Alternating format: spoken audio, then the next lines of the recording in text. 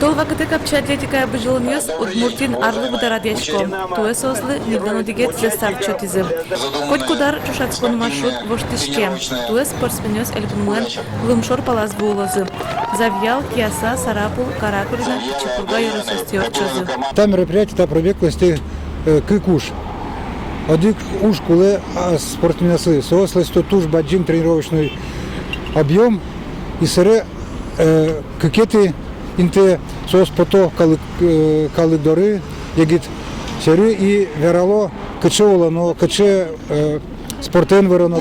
Кунчуичке бен кужумзес кыжлы шатыр спортсменес мерталузы.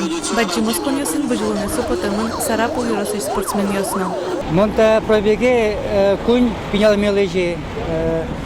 Та пробег у картрошоте, та пробег если вань забежезеки кунчу километрес.